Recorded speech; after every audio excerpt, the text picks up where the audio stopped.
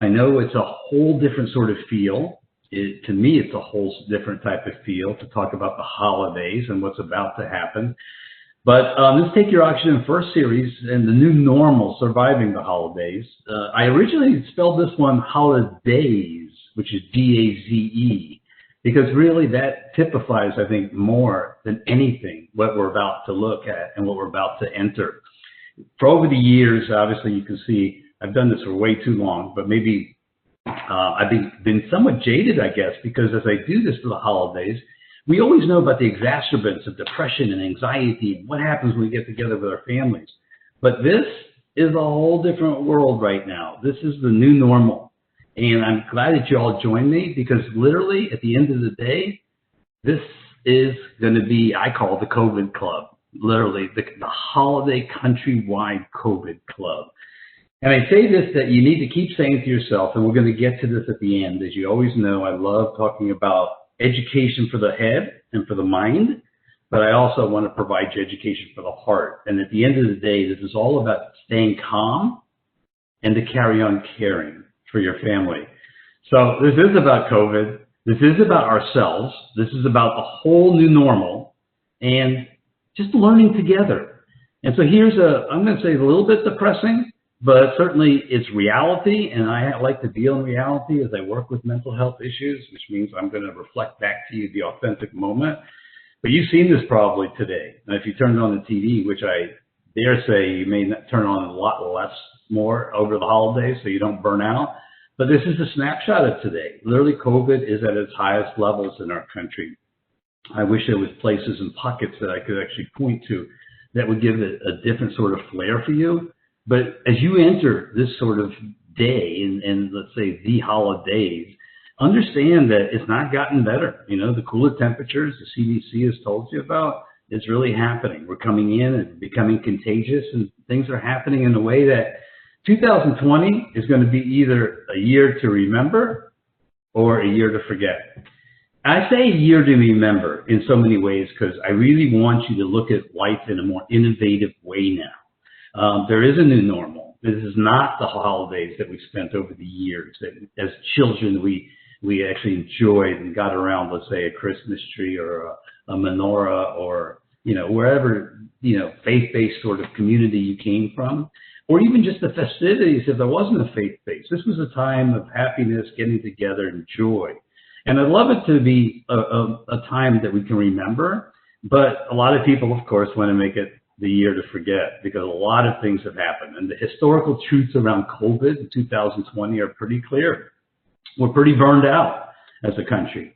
Families, caregivers, professionals, patients, you know, all the things we're dealing with our own selves and everybody. And then burnout leads to this concept of compassion fatigue. So as compassionate we'd like to show the world, as self-compassionate we need to show our others before we show the world, we really get into this historical truth that COVID has created this sort of depression, this anxiety, this lack even of trust. We don't know what tomorrow's going to hold or what today is going to hold. And trust, the acronym, why it's spelled that way, when I work with y'all, it's to reach ultimate success together, T-R-U-S-T, okay? So building trust for ourselves, building trust for the family around us, the innovative family, the biological family, and the family of choice. Because as we all know, when we get in the holidays, sometimes the biological family is not the most supportive family, right? And finally, really, the historical truth is, I have to say, is isolation is not social distancing. Okay? Take that in for a second. I know we kind of have looked at it like that, and our isolation has created social distancing, and social distancing has created isolation, but it's not. So this Take Your Oxygen First series is clear. This is the same way that when Lisa, myself, and Dr. Laird wrote the book, Take Your Oxygen First, I think it's so applicable today to you as patients, or you as a professional caregiver, or you as providers. Because when I heard this the first time, and you all know it, you've heard it if you come to my sessions, that when that stewardess or steward, whomever on your plane, says place the oxygen on yourself before helping the small children or the person next to you, I had this real weird feeling, I always will, you know, that taking the oxygen first is a selfish thing. Oh my gosh, I need to take care of my loved one next to me. I need to save them. I need to put that cape on. But then when I called the Federal Aviation Association, because I was really intrigued, because we were looking for a title for our book, and I said, why do you have this? You know, I'm a clinician and it doesn't feel comfortable. You know, that's why I go see my therapist. And they said, clearly, you have 19 seconds of useful consciousness. God forbid if that plane goes down. And that meant that if you hit the ground and you're still alive, if you didn't take that oxygen first, that you and your loved one, be it a child, be it a parent, be it anybody, would both then have a greater chance of perishing. So literally, the FAA figured it out long before us psychologists did. And it made sense because we really don't know how to do this. So it's important for us to first say that if we don't know, and I did not know, and that my evolving self, and I'm just a work in progress like you, it had to learn about what got me motivated to now look at myself first and not take this as a selfish act. So my first poll question to you is going to be clearly this. Do you really know the definition of motivation? And I say that to you not in the sort of way that, yeah, we do, but how does motivation work in us? Because sometimes it's not us that really we are motivated to help. Sometimes it's others. But let me ask you this question and let you have a moment of silence. Do you really know the definition of motivation? So feel free to answer yes here or no here. And I'll give you this moment to think about it. And the reason why I bring it up as literally the facilitator here, or let's say as a therapist, is we need motivation to get beyond ourselves. We need the motivation to push ourselves just a little bit further. So, okay, I'm sure you did yes or no, and for the sake of time now, I'm going to break the suspense. Okay, here's motivation. It's defined as the processes that account for you as a patient or you as a provider's intensity, direction, and persistence of efforts toward obtaining a goal. And I stole that off of, Mr. Stephen Robbins, who I had read a book about, and that literally had it and said it best. But why do I bring it up to you today, and why do I bring it up in most of our sessions? Because sometimes we aren't the motivation, and I wish we were as a therapist. I think that we should be, that taking care of ourselves and parenting ourselves and taking the oxygen ourselves before the other person should be our main goal. But we're not all there. I'm not all there either all the time. I think progress is 3 steps forward and 2 backwards. But to that point of motivation, let's talk about it. Because internal motivation is always better than external motivation. Okay? Internal motivation is a river of life within you that never runs dry. Okay? Internal motivation really gives you a purpose and a dream. And so my internal motivation was not always me. I would wake up depressed and anxious. I have a chronic illness. That's why I asked WellMed if I could do this series, because I think it's important for me to reflect mine on you, because we do change. So I would love for you to look at the left here, and you can see that I am in my 60s now, but that is my child. And those who do know me and those who don't know me will see I had my child in my 50s, and which was not the AARP plan, was it? But that child has become my why. She's my lily pad. She became my internal motivation that hopefully will get me to the place where now I am the focus. But I have to be honest with you. This is authentic. She has been my why.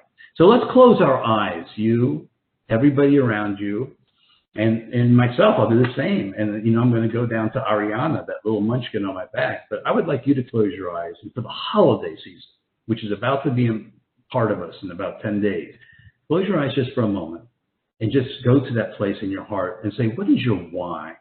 What would be your why to make this an innovative, creative, different holiday, that you don't get mired in anxiety and depression, that you are able to create? So with your eyes closed for a second, just go inside, find your why for a moment. And when you're ready, open your eyes and come back to me and carry on with that feeling. And I do this for you because we don't know truth and perception. And it's important as a therapist to tell you, we don't ever see things as they are. Okay? We see everything as we are. So if we're depressed, if we're anxious, and so, I have a chronic illness, and if I have my ups and my downs, that's the way I'm going to perceive the world. So it's not reality that shapes us, but the lens through which we, in our brains, view the world that shapes our reality. So we can make the choice sometimes. Do we really want to see this world with a better outlook or not? But truth is what we fight about, because everybody's got their perception. And it's important for me as I embark here with you today and the time we have to talk about this holiday journey and experiential learning. What I just asked you to do just now was to close your eyes and go to your why. Okay? What was that? That was experiential learning. I can't put my head on your shoulder. It's not going to fit, right?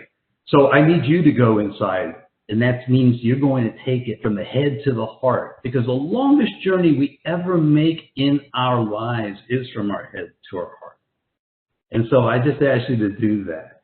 So be aware as we enter the holidays here of your heart, not of learning. I used to work with addicts and alcoholics, and they had some people that were the smartest people I ever met. They read 12, 13 books on addiction, but they couldn't get well. They couldn't get in recovery because it all stayed in the top and didn't go to their heart. So in the beginning of our talk today, I'm going to give you stuff for your head, but at the end of our talk here, experientially, I'm going to give you a tool for the holidays for your heart. I always do, because I think it's what we take away from these that really work best. So realize what we're doing here with ourselves and the holidays. It's a process, not an event. If you check in to hear this series on a monthly basis, just be happy that you're doing 3 steps forward, 2 backwards. Or even those 3 steps forward and 3 backwards, and we're not slipping. But be calm with yourself. You'll find out later as I talk about the most important gift we can give ourselves is that forgiveness and permission. But understand, that this journey of 1,000 miles begins with a single step. So when I got diagnosed with what I had medically, it was tough. I mean, anxiety hit me. My child, how long I had with her, all these things started hitting me. But I realized this really is a journey. So the only scale I want you to know that matters, because we keep getting on the scale to see if we ate too much, if we did this too much, if we did that too much. Forget it. The only scale that matters for the holidays is this. Is your mental health equal to your physical health? Okay? Not whether you weigh 100 pounds, 200 pounds, or 300 pounds. The scale that I'd like you to think about for the holidays is your mental health is as important as your physical health. So obviously what you're doing for your physical health, whether you have diabetes or issues like I have kidney disease or you have this, that going, that's okay, and we deal with that. And that's one of those things like COVID that we can't really control. That we have it, we can just control our reaction to it. So our reaction to it is our mental health. So during the holidays, and right now, 2 weeks before, I want that to be important for you, is that mental health. Okay? Because it's going to be a different holiday to be sure. It really is. I know, look at the social distancing, right? Oh my gosh. Who's that, Rudolph and the elf? Yep. So we have to look at this as being different. It's something we can't control. It's like I live in Florida. It's a Category 5 coming my way. Well, I can't shape the Category 5, right? But I can control our emergency response and our reaction to myself and my family. So the holidays are a process. And you coming in to talk to me today is a process. And what we really do, and all we do in therapy, is awareness, transformation, and self-love. Okay? So once you're aware, you're no longer naive. This is what this kind of seminar for you and me is about. I'm just going to make you no longer naive. This is going to be a different holiday. And once you're no longer naive, Sigmund Freud said it best, that you can't sit with competing thoughts. He called it cognitive dissonance. That's a whole clinical thing. I'll do that for therapists, but it's really psychobabble for us now. But you can't sit with 2 thoughts, so you have to transform. So for alcoholics and addicts, for instance, once they find out that they're aware that their life is unmanageable, transformation to them is 12 steps. Okay, it's Alcoholics Anonymous, Narcotics Anonymous. Okay, that's fine, but that's not necessarily you. But you know what the best way to transform is for you. I'm not going to put my head on your shoulder. You'll figure it out. But now that you're aware that the holidays are going to be different, I'd like you to think about cool things that help you transform. Because at the end, it's going to be about self-love. And when that self-love pours out around you and your family, whether it's virtual or in person, it's going to create a healthier system. So real quick, in 101 Psych, it's about this. Taking care during the holidays, of your physiological needs, period. This is Maslow's hierarchy. That was critical. Take care of your safety needs. I don't think Maslow nor did the Constitution ever think about COVID, these once out of a 100-year events. But your safety needs are critical. You cannot have a need for belonging and love if you don't take care of your safety. See how Maslow did that? If you're not dealing with the COVID issue and we're all a community and we need to take care of each other and ourselves, it's going to be hard for it to have the sense of belonging and love, because it's not love to spread the virus, right? It's love for us to take care of ourselves and our community. And when we do that, okay, we then gain better self-esteem. And self-esteem is critical for us during the holiday system. Working on your self-esteem makes you really feel better about the holidays and that you're doing the right thing. When I work with caregivers, I always say that the higher their self-esteem, the lower their guilt is. Makes sense, right? And the lower the guilt that they have, I know they have better self-esteem. So really the first thing for the holidays now is to first look at your own self-esteem. It's really critical. And that's going to be the secret sauce that you're going to get through the holidays with, putting yourself first. Now, for caregivers, of course, self-esteem is great, but what we want to do as professional caregivers, okay, if you're going to work and you're just working at a WellMed or Aetna or United or wherever, you got to help yourself make better decisions. You got to simplify your life. You got to find peace of mind. And so critical on the holidays to find time for me, for you. So right now, I want you, after you figure that why out, just even if it's a lily pad, I want you to start building the resilience, okay, for your holiday bank account. What's a holiday bank account? Just think of it like any bank account, please. Because the bank account is where you put money in and gains interest. Well, why can't we do that with our own mental health? Okay? So it's important for you to start to deposit, even 2 weeks before the holidays. I know it seems late. I'd love for you to do this forever, but caregivers, and I consider patients that are taking care of themselves. I take family caregivers who are taking care of others. I consider professional caregivers taking care of patients, all caregivers. Why? I see you as family first responders. I used to work years ago, 25 years ago, with policemen, firemen, and emergency medical technicians. These are people and soldiers. Oh, by the way, happy Veterans Day. Oh my gosh, happy Veterans Day. Working with the military was my greatest love, because these are people running into burning homes while people are running out. They have really a whole different thing. They taught me what trauma was about, what PTSD was, and I became a trauma therapist thanks to really working with military, their caregivers, policemen, and firemen. But you, as patients and caregivers who work literally in the hospital systems, are also running into burning homes while people are running out. It's important. Resilience is the ability, okay, to recover from setbacks, adapt well to change, keep going, or choose to give up in the face of all this. So we emerge stronger and more able if we can actually become more resilient. So the holidays, it's important to understand the holidays is a resilient time. Why? Well, we've got family. God, I love my family. I really do. But sometimes families are challenging, right? Remember how often we really kind of dealt with family members that are difficult. So family members for us always were triggers and exacerbants. But they were loved too, and they were beautiful to be around because, again, I'm a big believer of social regulation that intervenes on fight, flight, or fear. So if you have good relationships with your family, then you want to nurture them. Obviously, you have to nurture them more virtually now in CDC time, and I'll get to that to be more innovative. But if you have good, healthy family relationships, and that means, what does that mean? People always ask me. That means that two people, whether you're a husband and wife, husband, and partner, or partner and partner, or mother and child, or whatever, two people have to work as hard as each other. Okay? They have to meet each other halfway. That's a healthy relationship. When burnout happens, it's when one person works harder than the other. Okay? So when I do marriage counseling or partner counseling, sometimes I see one toxic person that's a taker. Another person that's an empath that gives and gives and gives.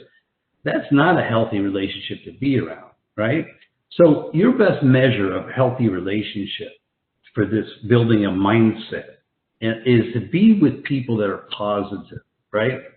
So when they say here, the mindset and routine is to really keep connections. I'm saying nurture yourself with healthy people in your life. Who are that? People who you meet halfway, people who meet you halfway. All right? So it's critical for you to do that. And as you look at this mindset and routine, start now. Do things, walk around, make a mindset happen, get a little bit activer than you were. I want you to start looking at life as being kind to yourself. And we're going to get to it a little later. But be kind to yourself. Have a check in you. And realize that this is an important time, even though we're social distancing, to stay social. So the CDC has told us that this is a different type of mindset we need to have. But I know I'm sorry to tell you that.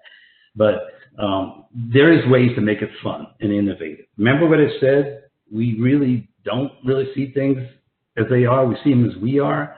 So if we can get our self-esteem up, even with our chronic illness, we can start looking at with life through much more positive outlook. But the times are changing, so the CDC says to us, okay, it's Thanksgiving coming up, it's Christmas coming up, we have to have a smaller dinner, we have to have smaller events. Just maybe the people in your household, the bubble, all right? Yesterday, they called me up, and my daughter, literally, I'm telling you this, there's contact tracing. They called me up and said to pick her up. She has to have 14 days of quarantine, all right? I go, oh, no. So somebody in her class, I thought, had it. So they called me last night and they said to me, don't worry, we just did the contact tracing. Your daughter never got near them. So she can come back to school today. Oh, what a relief. But it just told me about the bubble. So a smaller dinner and smaller events, this bubble is important. Whoever you're with, your family, making sure they've been tested, okay? When you're holding things that are together with them, making sure that everybody's gone through the quarantine, making sure they're not near anybody. It's important to be discerning now. Okay, so discourage traditional holiday festivities, unfortunately. But that doesn't mean you have to have a bad time, okay? But if you have to have one, make sure it's outdoor. Make sure it is with people that you know is considered moderate risk. Maybe you only can mitigate it. So for CDC time and the Thanksgiving and Christmas holidays, try to think clear-minded. So when you're planning to host a holiday celebration, you should assess the current COVID-19 levels in your community, period. I just showed you a whole map that was full of red. So it's hard to mitigate, but you really have to understand when you have to postpone, cancel, or limit. And really be humble and mindful. And everybody will understand it. This is about setting boundaries. You're going to have to understand that no can be a complete sentence. It's no is not something that made you feel guilty. So here's a checklist to consider in your mind for Thanksgiving and Christmas. Okay, the community levels of COVID, the location of the gathering, the number of people attending, okay, where your family is coming from. Are they coming from a hotspot? Are they flying in from somewhere? Have they quarantined so that they're not, bringing something to you or to your grandparents or to your parents? You have to also understand this is a gut thing. What was the past behaviors of the attendees? Are they responsible? Okay? It's important. I know it's a gut thing, but I think today during CDC time, it's important to think like this. It's also important to think innovatively, creatively, like to really see that we don't have to be down, depressed, and anxious. We can see innovation here. How do we get our families together here during Thanksgiving, right? How can we get with our loved ones and talk to them about doing something collectively? It's cool to do that because it's important to involve everybody. Now, that means your family is semi-healthy, and we're all works in progress. So I say semi-healthy, that there is no Leave It to Beaver family out there. But if you have a difficult time conversing with your family, make sure you have a third party. You can do a telephonic WebEx. You can also do a Zoom session. But plan beforehand. Like when you get off this call here, start thinking, if you will, about how I can make it fun to celebrate virtually. If you went through that whole checklist I did and you said, maybe it's not such a great idea, start doing things that are exciting, all right? Get the family together, designate responsibilities, okay, and party out. I know it's not the same party out, but I will tell you this. I did a radio show with Caregiver SOS yesterday, and my co-host there, Carol, had a great idea. She just met with her family, and her father has neurological challenges. So having a whole group of family members on Zoom is not helpful. You got confused. So maybe you want to just be very mindful of having a few people with your loved one who maybe has a cognitive challenge, who may be neurologically not quite safe, feeling safe. because she did it and he loved it, but it was smaller. Less is more during the holiday season with COVID. Less is more, and everybody will understand. Just blame the CDC, blame anything you want, but we're a community. Okay, we're trying to see this thing together. We're trying to get well together. So here's a to-do list which everybody will understand. And I want you to be really cognizant that I want you to do this first with yourself. When I do marriage counseling, I'm always asking each individual, did you first have a relationship with yourself? Did you ever propose to yourself and give yourself a ring before you jump into this? So here's the thing. Here's your to-do list. Make sure you're kind with yourself. Make sure you're kind to others. Make sure you're considerate with yourself. Make sure you're considerate with others. Make sure you're respectful to yourself. Okay? Don't put yourself in toxic relationships, people calling you names, angry, raging. Be respectful for others. Be able to impart things. Be honest and authentic. All we have is our authentic word. Back it up. And think beyond yourself once you have made your checklist with yourself. Meaning, we are a community, and we always say to keep it, you got to give it away. So at the end of my presentation, you know I'm going to do an experiential piece of a breathwork exercise, and I want you to give it away. But right now, for the holidays, I know you want to give gifts to everybody, but it's time to think about holiday gifts for yourself. Okay? Here it is. An empty lantern provides no light. None. Self-care is the fuel that allows your light to shine brightly. So I'm the first one to say that the best gift you can give to others is give a gift to yourself. And for me as a therapist, I've always felt that giving the gift of forgiveness is really the greatest gift you can give yourself. Heck, we've all made some tough choices, maybe bad choices, things that have gotten us to zig where we should have zagged. You know, I mean, I remember living a purposeful life for so long and doing things. All of a sudden something happened, boom, and I went another direction. Happens with everybody. We are all human beings, not just human doings. So the first thing we have to understand is that inside of us as children, we were given this sort of judge and victim and shame sometimes because we couldn't kind of make sense of who we were. Being a child is taking it all in, but not being able to process it. Remember that terrible saying that children should be seen and not heard? That literally was how I was raised. So today, with that judge in our mind and that victim inside of us, it's critical for us to have forgiveness for ourselves. For whatever. We got into a relationship that didn't work out. We didn't understand what we were getting into. We did things for our children that we thought was right, but wasn't. All these things. Forgiveness is the greatest gift you can give yourself for the holidays. Before you do anything, look at that as a great gift. So here's the thing. WellMed loves me to do this session since it gives you the mindset. I started it for people with chronic illness, but really we all have a chronic issue in our lives. So I want you for the holidays to look at yourself with forgiveness and now focus on this new mindset. What is meaningful to you? This is still that experiential exercise we did earlier when I asked you to close your eyes and go to your why. But what's meaningful to you? Because when you focus on problems, you can have more problems. But when you focus on possibilities and what is really meaningful to you, you'll have more opportunities. And to me, that's what COVID and CDC holiday season is about. Let's focus on that. Simplify your life. Remember I said less is more? Simplify your life and eliminate what isn't necessary. Okay? It's almost like the hoarding side of life. You don't need that. Less is more. Just be here now.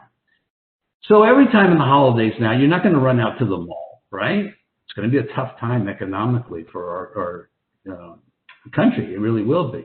You know, Christmas and all holidays that involve getting gifts or going out to grocery stores and getting turkeys and doing all things. It's not going to be done as much because we cannot, as a community, kind of socialize. Yes, you have to mask, and yes, you have to keep social distancing, but the mitigation of this is challenging. So approach gift giving, please, more efficiently. You're going to know that everybody's going to understand it. You don't have to run out and do the Macy's Gimbals Parade. I just want you to approach it with the fact that you can say no. And you can also teach people as you say no why you're saying no. It's important for us to all remind ourselves we're a community, right? So let's anticipate holiday hot buttons. That's critical. As a therapist, I want you to start knowing yourself. And before I go into this experiential exercise to end our talk, or actually to begin the next steps for your holidays, I want you to understand that you have hot buttons. I have hot buttons. Okay, and I see a therapist, and he always tells me of my triggers. So before you talk, this is a holiday truism. Listen. Man, I know it's tough. Take it in. If you're taking care of your mind and your body and yourself, if you're taking your oxygen first and you have 2 feet on the ground, you don't have to sell somebody. You don't have to promote something. You know, when we see cars being sold, we always say the buyer gets buyer's remorse. It's easier to be attracted to somebody or to something. Meaning, before you talk, listen. Something will come your way. It may change what you say. And before you react, think. Okay, this is what the breath work I'm going to leave you with today hopefully will provide you. Know your hot buttons, but that breath work is there just in case you forget. Before you judge, wait. Okay? I know my daughter is somebody, I always say, assume positive intent, sweetheart. Please assume positive intent. Don't judge. You know, after 3 or 4 times, you're going to find out if somebody is toxic and they're going to suck your energy out and be energy vampires, or they're going to meet you halfway. But in the process, assume positive intent and let it come to you. Okay, it could change your whole viewpoint. And before you quit and run away, okay, try. I knew that in relationships, and I work with people, it happened to me when I was younger, and I'd go to the therapist, I would just get quiet. Okay, I would quit. But maybe the best thing you could ever do is just hang in there and listen and understand that there's hot buttons. And understand that the thing that works with hot buttons is what I'm going to do experientially with you, which is breath work, which is also social regulation. So staying together with positive people. Understand, like COVID, like hurricanes, like anything, grant me the serenity to accept the things I cannot change. What does that mean? Guess what? I may not be able to change my mom's viewpoint of this. I may not change my brother's viewpoint. During the holidays, all these viewpoints are going to come up.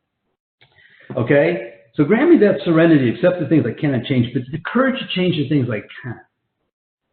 That's your reaction. Okay, that's what we're doing today. You can't control the COVID. You can't control the CDC measures. These are important for us to stay safe. But you can have the courage to change your reaction. But have the wisdom to know the difference. Don't put that cape on and think you can change COVID or that hurricane or that person's mindset. You can't change people.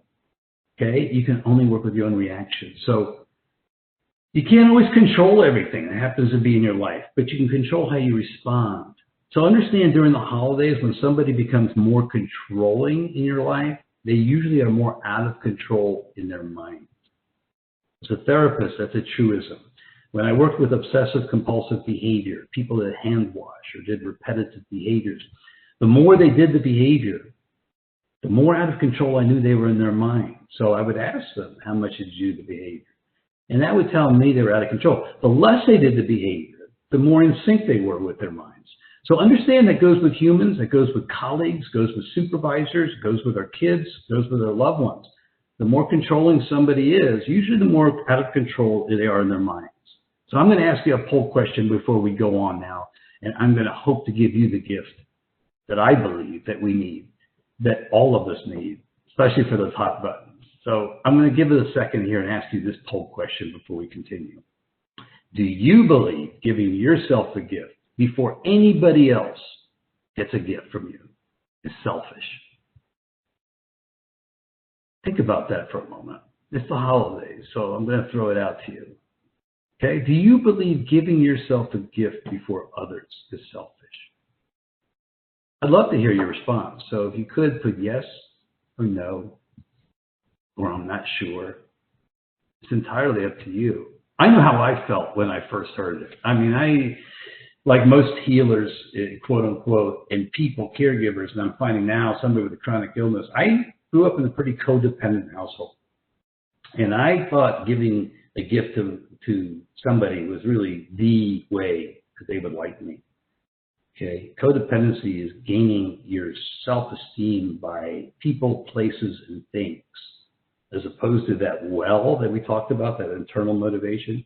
It's being rewarded. So I was raised in a household that really had always rewarded me outside, but I never had it inside. That was codependency. So I never, ever, ever in a million years thought to give myself a gift. But I'm asking you too, because you're just like me. You're human beings, and I love meeting with you every month. But answer that. But for the sake of time, I am going to tell you here the answer. Self-care is not selfish. It's the most important thing impossible we can do. And self-care has to be the top of your list. This is your gift to yourself. You cannot serve from an empty vessel. You just can't. So it's important for me to say, take care of yourself. Be kind to yourself. This is the gift you have to give of forgiveness to yourself. A holiday mandate, though, for me and to give you is social regulation. It's so critical for you to connect with other safe people during this time. And again, I'm going to remind you, safe people are people that meet you halfway. They're people that don't make you work your brains out, that don't shame you, that don't insult you. They're people that really are your partners in life. So find them. Make sure you connect with them during the holidays. They are going to be your support system. I know CDC says that we don't have in-person support groups as much, but I'm a huge believer in that. Now, you have to have the humility to know to ask for help.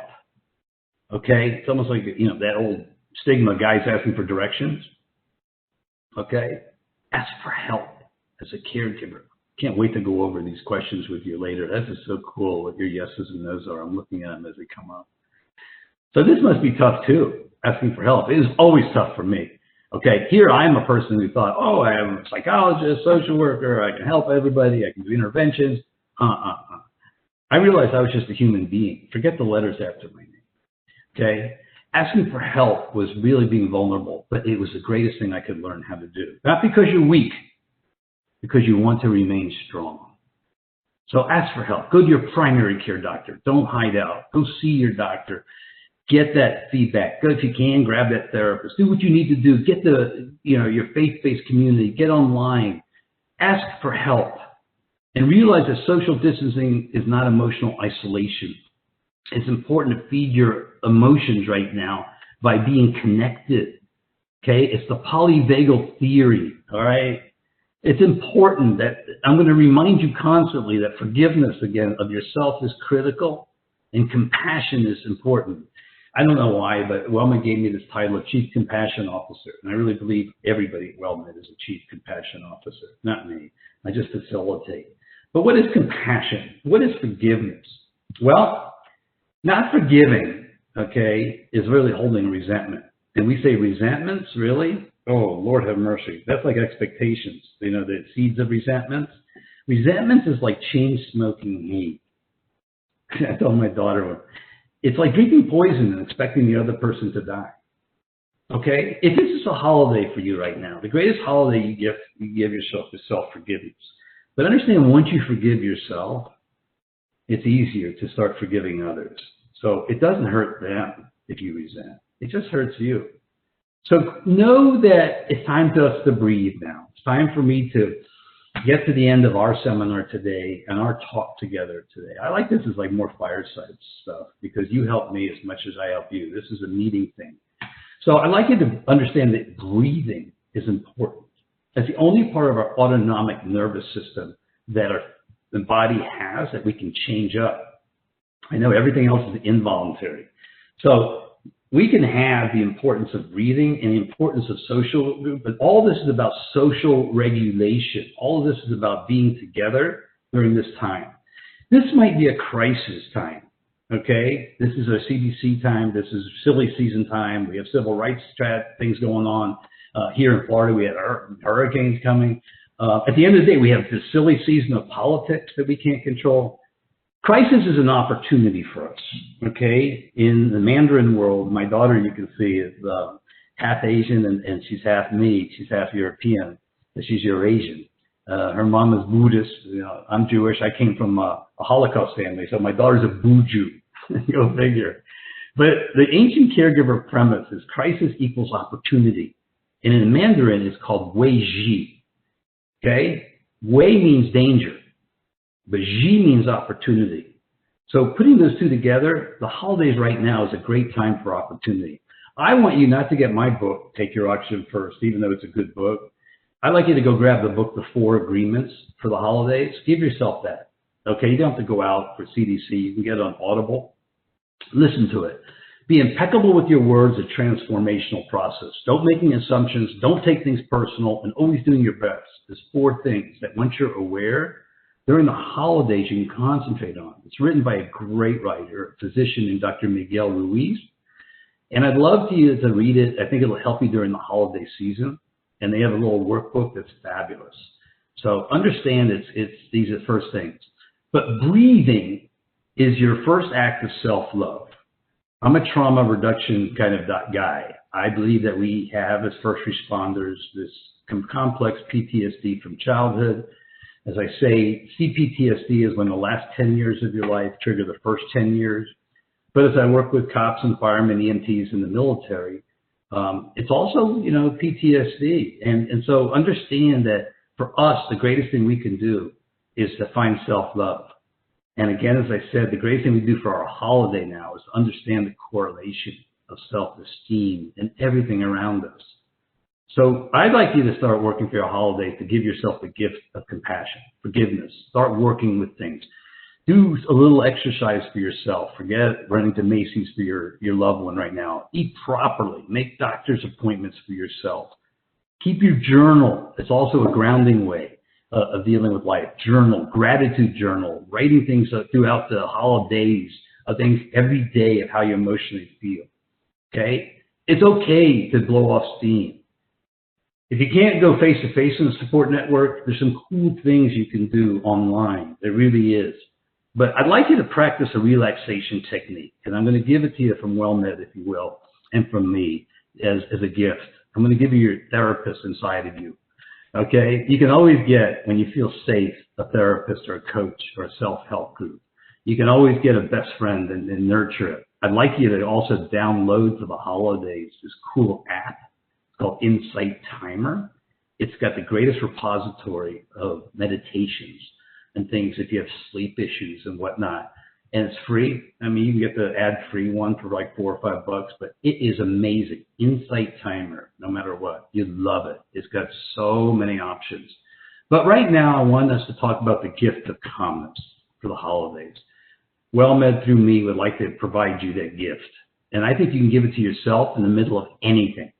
Okay? So as a therapist, I truly believe in what trauma reduction technique, which is called the polyvagal theory. I believe our minds and our bodies are connected. And I'm going to end our conversation today and give you experientially what I believe is your own personal safety therapist during the holidays. Yes, so we're just human beings. We get triggered.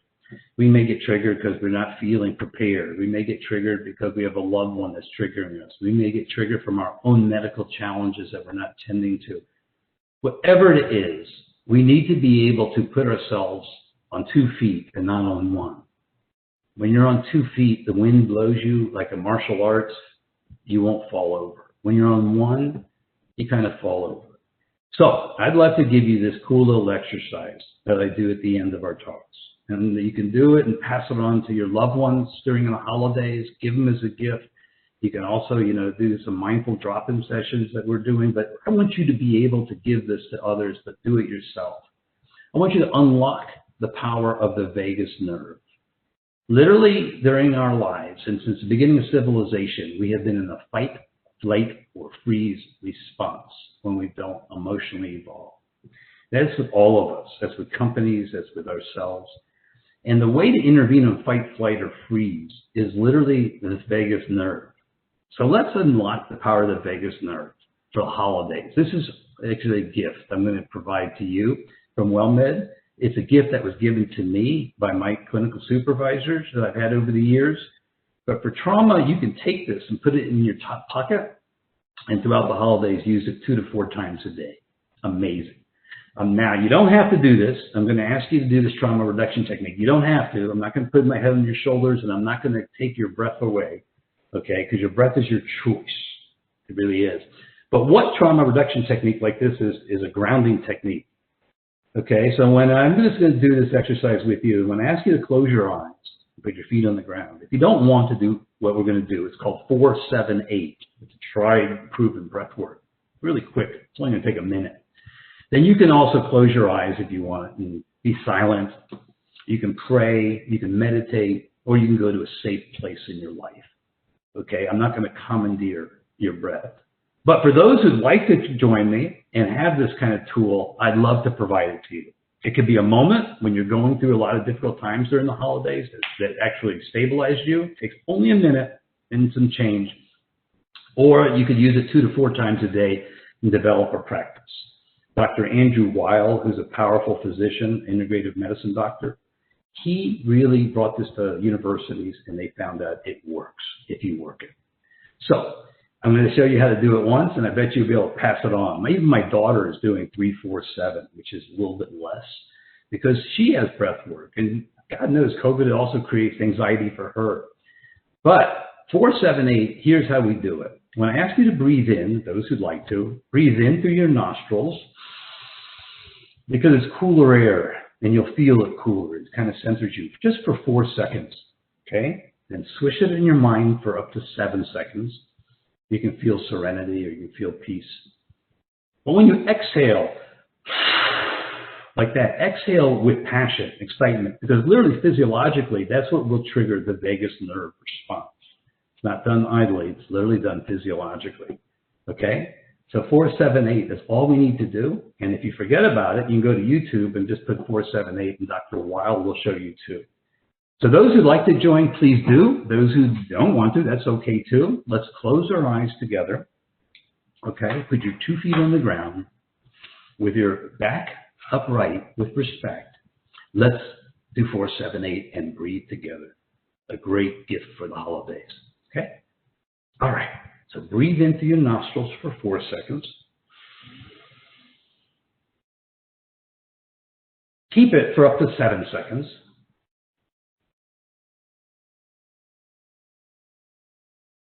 Now blow out with passion for 8 seconds.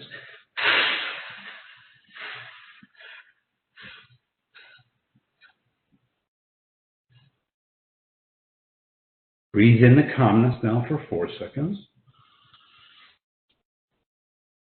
Keep it for up to 7 seconds.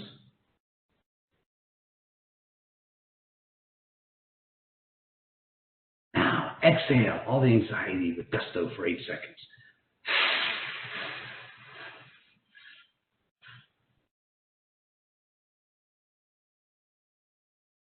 Breathe in the calmness for 4 seconds. Keep it, swish it around in your mind for up to 7 seconds.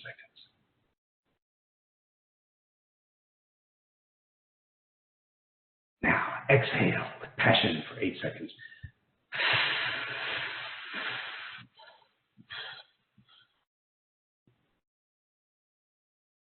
Last time, breathe in calmness for 4 seconds.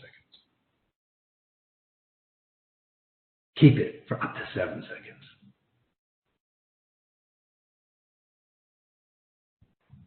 Now, blow out all the anxiety you're going to feel in this holidays for 8 seconds.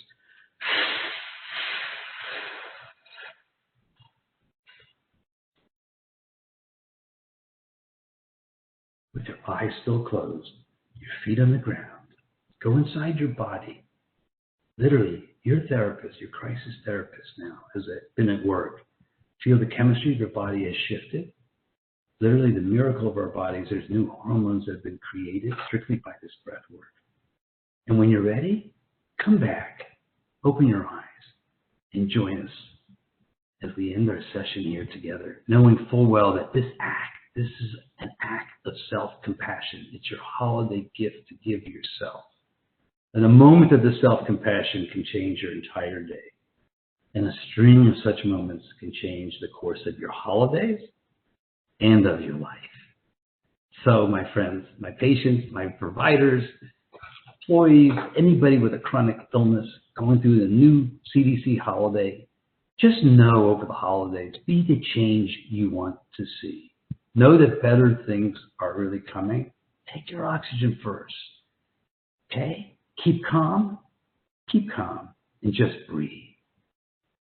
Happy holidays to you. Be kind to yourselves. And I'll turn it back over to you, Ariel. I'll be happy to answer any questions. Thank you. Thank you, Dr. Jamie. We ask that anyone who has a question, insert your question now into the Q&A box, and we'll begin our Q&A session here. But right now we do have a question. It says, what are some self-care holiday practices that you would recommend to an older person? Wow, I am an older person, so let me recommend it to myself. I definitely believe that what you've just done experientially, this breath work, can be done no matter what. If we're in a wheelchair, if we're in our beds, if we're walking around the house. You know, doing a 4-7-8, where again, if you have COPD or other sort of challenges or any sort of things that involve pulmonary, you can breathe less. You can do 3-4-7. You can breathe in and breathe out any way you'd like. So your breath work is the first thing I would say, to be kind to yourself. Second thing I would say is most definitely just walk if you can around the house. Or I actually live in a place in Fort Lauderdale where I have a gentleman who's older, who is a friend of mine on the 3rd floor. He's in a wheelchair. He literally goes out towards the pool area and in the wheelchair spends 2 hours going around. He gains this vitamin sort of D and this air and sunshine. So I've talked to him. He does breath work. He stays in his wheelchair, goes everywhere around. For me, you know, I think the most important thing is to be kind to ourselves if we're older right now. The things we used to do, you know, COVID's taken care of, putting some, you know, some salt on our tail here. It's not just our age. It's not just our chronic illness. We have the ability to use COVID and the fact that we have a community now to just, you know, be mindful. Don't take on a whole lot. Really go out and plan things. I think if you're getting older, and knowing that having a 9-year-old is not the AARP plan, is it? But be able, like I said, to ask for help. Make an inventory right now of the people who you feel closest to you that nurture you.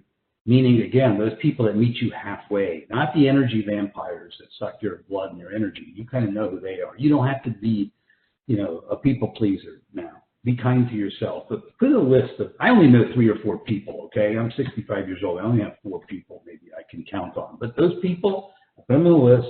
Either I connect with them virtually, connect with them on FaceTime, or I stay and make sure they're in my life every day. So I'll recap for you. Keep it simple. Do your breath work. Do what you can do into a movement. Like I said, my friend who's in a wheelchair, he does what he does. And you do what you can do. You know what blows your hair back. Okay? And at the end, make sure you key on social regulation. Make that list of people who don't deplete you and meet you halfway, and nurture them for the holidays. Use them as sounding board. Okay? And be kind to yourself. And realize saying no and setting boundaries, that's a full sentence. And realize it's an important time now to do that. So thank you for that question. Thank you. And we have our next question, which says here, how many times should you do the 4-7-8 breathing technique? That's a great question, you know, because I'm just a human being. Sometimes, and I believe trauma reduction techniques like breath work is critical. And you can do meditation. I don't think you have to sit on a cushion and do that, but a lot of people meditate for 20 minutes a day. I have a much more difficult time doing that, though I know there's powerful ways that you become proactive. So Dr. Weil, with 4-7-8, to answer your question, is you can't really do it enough, but he does suggest that really if you do it for about 2 to 4 times a day over a 4 to 6 week period. So that's about, let's say, 4 times a day. Heck, we're only using, what, a minute and, I don't know, I'm not good at math, 15 seconds, 20 seconds. If you do it 4 times a day, you can create proactive thinking, okay? Now, if you do it for the moment, you're dealing with the stressors, the exacerbants, and you're calming yourself in the moment, okay? So be kind to yourself. If you don't do it 2 to 4 times a day, okay? But know when you're going to a stress response, do it once. But you can't do it enough, but doing it 2 to 4 times a day will usually, as it's shown, evidence-based, create a more proactive response and allow you kind of to do this. Sit back. You know yourself well during the holidays. Let things come to you instead of you trying to change it. And what 2 or 4 times a day will do is allow you to more constructively let things come to you. So that's about it. 2 to 4 times a day for 4 to 6 weeks. I think you'll find it's really going to create some changes in you. Great. Thank you, Dr. Jamie. Our next question is tips to change your lens, clarity, if it has become clouded with negativity and self-doubt. So, yes, this is where you really have to be kind to yourself, and you have to reach out. So, for me, I was raised in a household, I think many of us were, where sometimes we didn't have great, we had a lot of self-doubt. It was kind of a chaotic environment. All of us came from families that really I see is kind of a childhood complex PTSD that was not resolved. So know we have a tendency to go negative. Know when we isolate, we usually go down a rabbit hole. So what I'd like to say to you in this one, concretely, because I want to leave you not with platitudes, but breath work, things that are experiential and things you can do right now. I do believe that your negative thinking is best addressed right now if you get that book, The 4 Agreements. Boy, Dr. Miguel Ruiz really gets us aware and helps us transform. He's got a workbook on how we don't have to go down that dark rabbit hole of judgment, okay? And I think that if you grab it Audible-wise or just grab it online after this presentation, it'll show you about the judge, it'll demonstrate, and the victim. And with the compassion and forgiveness you're about to show yourself now, I'd always grab a therapist. I mean, I believe in my work, but not just because of me, but I have a therapist for the last 20, 30 years right now. Literally, I see that safe relationship is critical. So realize that we have a tendency to go default on ourselves to negative. Get the 4 agreements. Start working that workbook over the holidays. And then when you come back and we do another seminar in January, tell me how you did. But you can also go to TYOF, which is Take Your Oxygen First, at WellMed.net, TYOF at WellMed.net after this presentation. Ask me questions, tell me how you're doing, share with the whole crew. But I'd love to hear your experiences because I think you are a support group unto yourself. Thank you, Ariel. Thank you, Dr. Jamie, and that concludes our Q&A session for today. This has been extremely helpful. I know for myself speaking, I have a very large family, and this will be the first year of my lifetime that we will not gather together. So it's helpful to get those tips for virtually gathering and not missing out on that family time in these holiday seasons. But I want to thank everyone here today for attending the Take Your Oxygen First with Dr. Jamie. I hope that you learned something and taken something away. As Dr. Jamie stated, please email him directly at tyos@wellmed.net.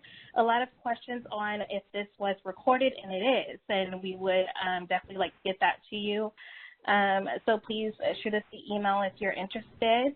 And again, I thank everyone for joining today. I hope that everyone has a great day and a great holiday season, and we'll see you next year. Bye-bye.